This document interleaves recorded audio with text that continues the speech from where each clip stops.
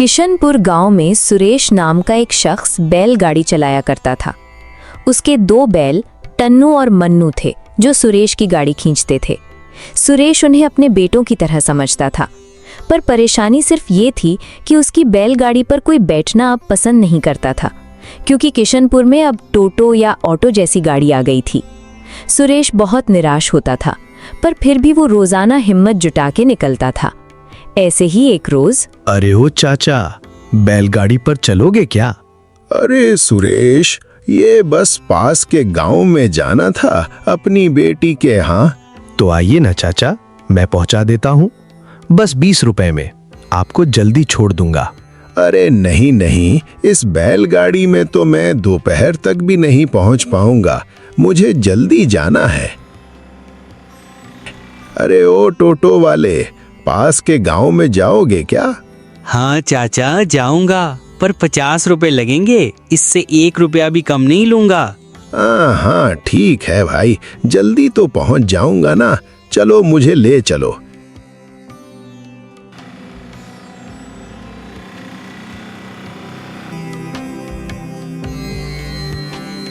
खाओ खाओ टुन्नू मुन्नू, तुम्हारे अलावा मेरा इस दुनिया में है कौन? आज भी कोई कमाई नहीं हुई, सबको तो हर जगह जल्दी पहुंचना है। आखिर इस तरह कब तक चलेगा? पर मैं तुम्हें भूखा भी तो नहीं मरने दे सकता। आजकल मोटर गाड़ी का जमाना है, बैलगाड़ी का नहीं।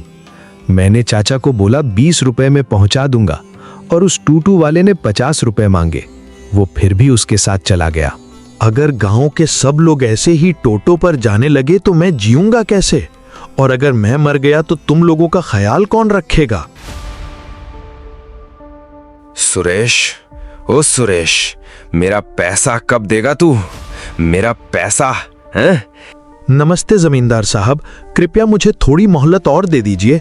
अरे कितनी मोहलत दूं? मोहलत देते देते कितने साल गुजर गए, कितना ब्याज हो गया है, कुछ मालूम भी है तुझे या नहीं? मैं क्या करूं जमींदार साहब, आजकल कोई भाड़ा मिलता ही नहीं है। अरे तो इसमें मेरा क्या कसूर है? सुनो मेरी बात, मैं तुम्हें 1 हफ्ते की मोहलत और देता हूं। इसके दौरान तुमने अगर मेरा सारा पैसा ब्याज समेत ना लौटाया तो मैं तुम्हारा घर जला दूंगा। समझ आई तुझे? अरे भगवान, 1 हफ्ता तो बहुत कम है।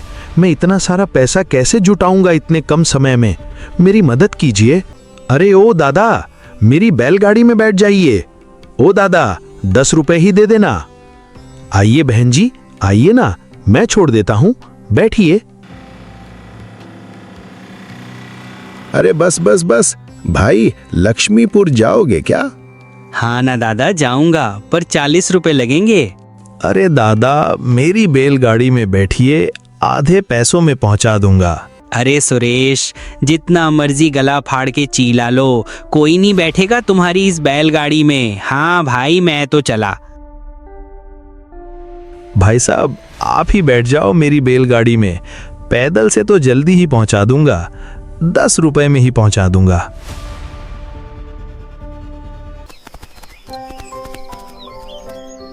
आज भी एक भी भाड़ा नहीं मिला, कैसे चलेगा सब? कैसे चुकाऊंगा जमींदार के पैसे? वो तो मेरा घर ही जला डालेगा। क्या होगा हमारा? अरे ऊपर वाले, कुछ तो कर, तेरा ही सहारा है बस अब तो, कोई तो रास्ता दिखा मुझे। अरे अरे अरे, ये क्या पड़ा हुआ है चमकदार सा रास्ते में? अरे रुको रुको रुको, अरे रुक जाओ, ये तो घोड़े की नाल है। ये यहाँ कैसे आ गई भला? यहाँ तो आसपास कोई घोड़ा भी दिखाई नहीं दे रहा। लगता है घोड़े के पांव से उतर गई होगी। अब मिल गई तो अपने पास रख ही लेता हूं।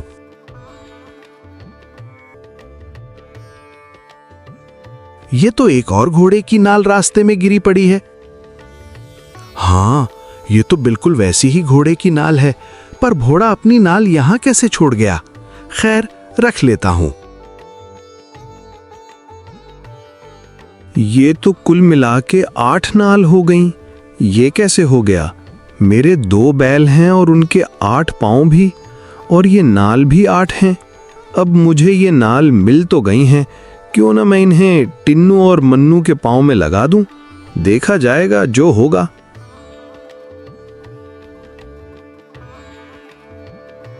अरे ये तो उनके पाँव में अच्छे से बैठ गईं। चलो अब घर चलता हूँ। हाय, अभी तो आधा रास्ता पड़ा है। चलो टिन्नू मन्नू, चलो घर चलो। अरे टिन्नू और मिन्नू, इतनी तेज, मुझे गिराओगे क्या? हड्डी पसली तड़वाओगे क्या? कैसे दौड़ रहे हो तुम दोनों? अरे बाप रे, मैं गिर जाऊंगा। अरे बैलगाड़ी है। अरे क्या कर रहे हो? अरे रुक जाओ। ओ दादा। अरे बाप रे, टिन्नू मिन्नू को क्या हो गया? इन्होंने तो 1 मिनट में घर पहुंचा दिया मुझे। ये कैसे हो गया? घोड़े की नाल पड़ते ही ये दोनों घोड़े की तरह तेज दौड़ने लगे। 15 मिनट का रास्ता 1 मिनट में तय कर लिया। अरे वाह, ये तो जादुई नाल है। वाह, कमाल हो गया, मजा आ गया।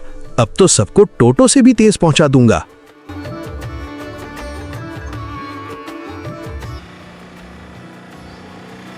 अरे सुरेश, फिर से अपनी गला गाड़ी, मेरा मतलब बैलगाड़ी लेके आ गया। कोई भी नहीं बैठेगा, हाँ, जितना भी जोर लगा ले। ठीक है, देख लेते हैं। धर्मपुरा जाओगे क्या? हम 2 लोग हैं। हाँ जाएंगे, दोनों के 100 रुपए लगेंगे। अरे 100 रुपए, ये तो बहुत ज्यादा मांग रहे हो तुम, थोड़ा तो कम करो। जाना है तो 100 रुपए ही लगेंगे, नहीं आना तो मत आओ। अरे ओ भैया, अरे इधर आ जाओ, आधे पैसों में पहुंचा दूंगा और इस टोटो से जल्दी पहुंचाऊंगा। अरे एक बार आके बैठ के तो देखो। सुरेश, लगता है तेरा दिमाग ठिकाने पे नहीं है। हाँ भाई, सही में इस टोटो गाड़ी से इसकी बैलमारी तेज जाएगी क्या? अरे एक बार बैठ के तो देखो। अगर मैं इस टोटो से देर से पहुंचा तो मुझे पैसे मत देना, ठीक है? अब एक काम करो, एक इस टोटो में बैठ जाओ और एक मेरे साथ इस बैलगाड़ी में बैठ जाओ। अगर मैं पहले पहुंचा तो ही पैसे देना, वरना ना देना। मुझे लगता है तू सटिया गया है। एक काम कर, शहर जाकर किसी अच्छे से डॉक्टर को दिखा ले। अबे टोटो तो चला गया, अब तू भी तो चल, वरना। अरे दादा, हम चलेंगे नहीं, उड़ेंगे, देखते जाओ। चलो टिन्नू मिन्नू, हो जाओ शुरू।